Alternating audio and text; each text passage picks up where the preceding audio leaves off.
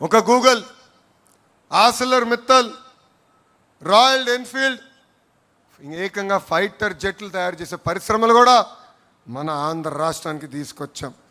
ఈ సభాముఖంగా ఆ టీమ్ 11 క్యాప్టెన్కి నేను ఒక బంపర్ ఆఫర్ ఇస్తున్నా. డేట్ టైం మీరు నిర్ణయించండి. సంక్షేమ అభివృద్ధి పైన చర్చించడానికి నేను సిద్ధం, మీరు సిద్ధమా అని అడుగుతున్నా.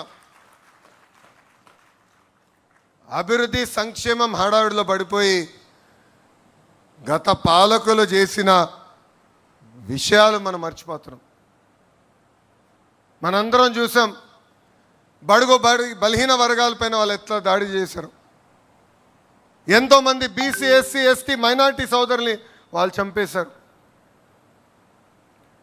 వాళ్ళ అక్కని వేధించని అడిగినందుకు అమర్నాథ్ గౌడ్ని ఏకంగా కిరోసిన్ పోసి ఆనాడు చంపేశారు. ఇది మనందరం గుర్తుపెట్టుకోవాల్సిన అవసరం ఉంది. ఇంతేకాదు, ఒక దళిత డాక్టర్ ఫేస్ మాస్క్ అడిగినందుకు సుధాకర్ గారిని చంపేశాడు. వాళ్ళ పార్టీకి చెందిన ఎమ్మెల్సీ ఏకంగా వాళ్ళ దళిత డ్రైవర్ సుబ్రహ్మణ్యం చంపేసి శవాన్ని కూడా డోర్ డెలివరీ చేశారు. నంద్యాలలో అబ్దుల్ సలాం మొత్తం కుటుంబం కలిసికట్టుగా వైకాపా నాయకులు వేధింపులు మేము భరించలేమని కుటుంబం మొత్తం ఆత్మహత్య చేసుకుంది. వైకాపా నాయకుడు కూతురు కన్నా వాళ్ళ కూతురికి ఎక్కువ మార్కులు వస్తుందని మిస్బా తల్లిదండ్రుల్ని వేధించారు. అది తట్టుకోలేక బుక్లో రాసి మరీ ఆ రోజు ఆత్మహత్య చేసుకుంది మిస్బా. ఇవన్నీ మనం గుర్తుపెట్టుకోవాలి. ప్రజల్లోకి తీసుకెళ్లాల్సిన బాధ్యత నాయకులు, కార్యకర్తల పైన ఉంది.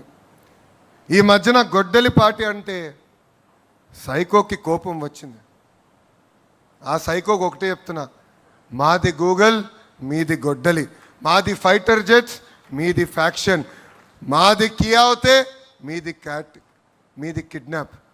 బాబు గారు చెప్పినట్లు both are not the same brother.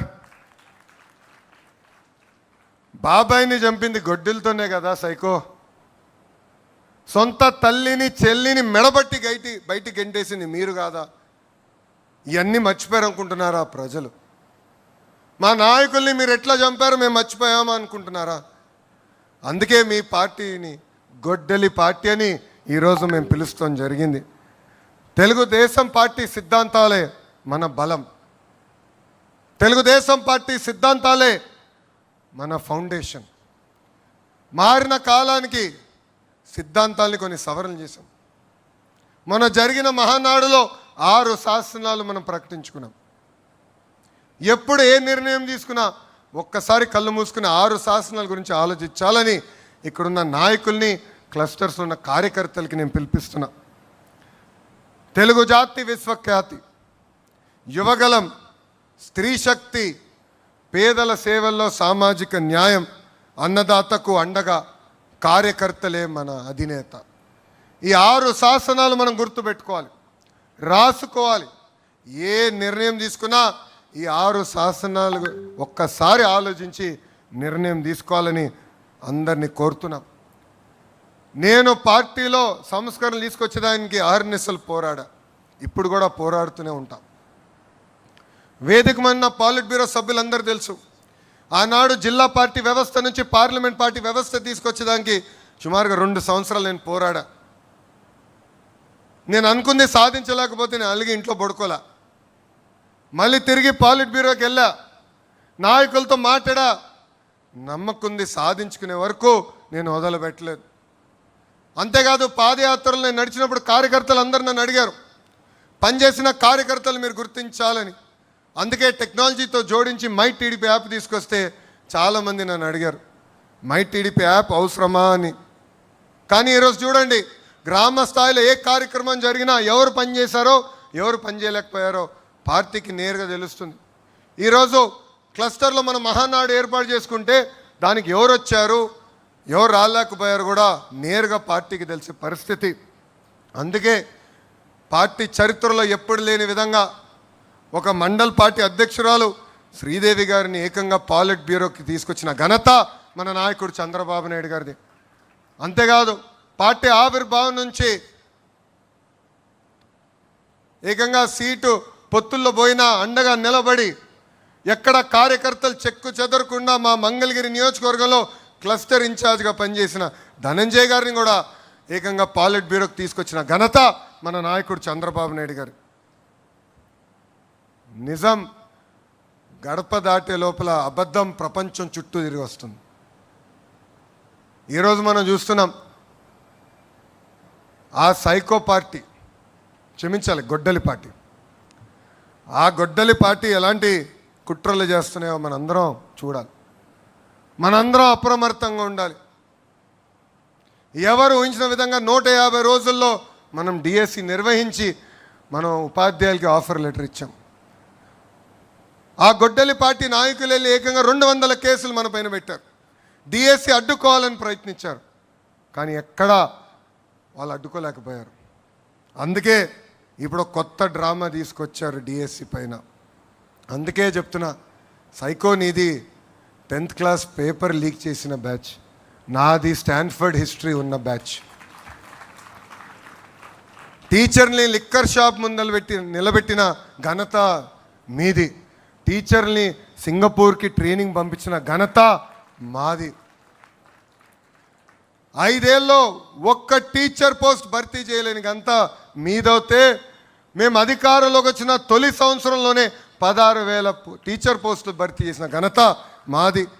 Job calendar అని సాక్షి క్యాలెండర్ మీరిస్తే ఏకంగా సంవత్సరం పూర్తయిన తర్వాత అద్భుతంగా 10,000 ఉద్యోగాలతో జాబ్ క్యాలెండర్ కూడా విడుదల చేసిన బ్యాచ్ మాది.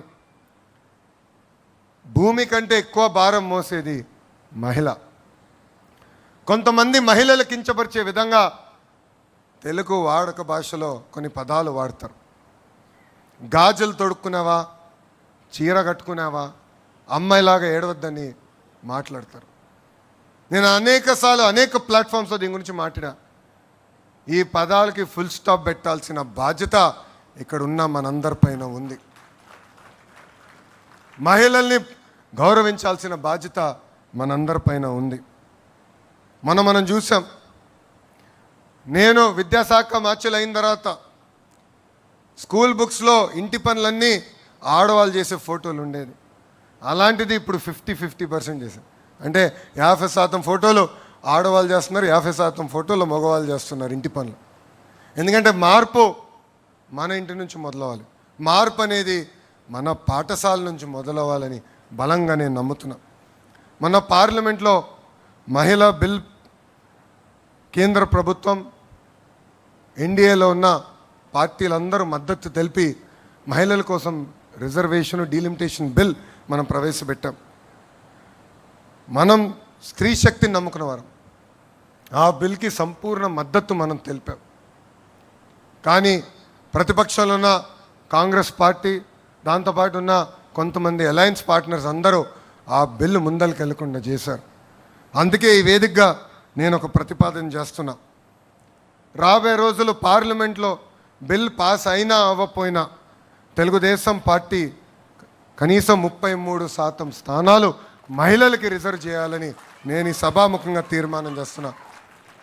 అంటే కనీసం 33% సీట్లు మహిళలకు అందించాలని. I strongly believe that the next era of Indian politics belongs to women leadership. NDA took a historic step by bringing the Women's Reservation Bill. Our vision is clear. Women must not remain beneficiaries alone. Women must become decision makers. Unfortunately, in the recent parliament session, opposition parties rejected this bill. Many parties talk about women empowerment during elections and forget about them after elections. But Telugu Desam Party, since our inception, always believed in the power of women. We were always supported their aspirations and dreams. We stood by them and we believe that they have greater role to play in Indian political discourse. Therefore, I propose that we leave from the front. Today, from this sacred Mahanadu stage, I propose that in the 2029 elections, Telugu Desam Party should allocate 33% seats to women, not as a slogan, but as a commitment to the future of India. We want more women lawmakers. We want more women leaders. We want more women policy makers. And future of Telugu Desam Party will be led shoulder to shoulder by our women. This is our resolve. This is our responsibility, this is our commitment. ఇక్కడ చాలామంది మగవాళ్ళందరూ నవ్వుతున్నారు. మొన్న మీ అందరికీ భోజనం పెట్టాను. ఎందుకు పెట్టాను ఇప్పుడు అర్థం ఉంటుంది అందరికీ.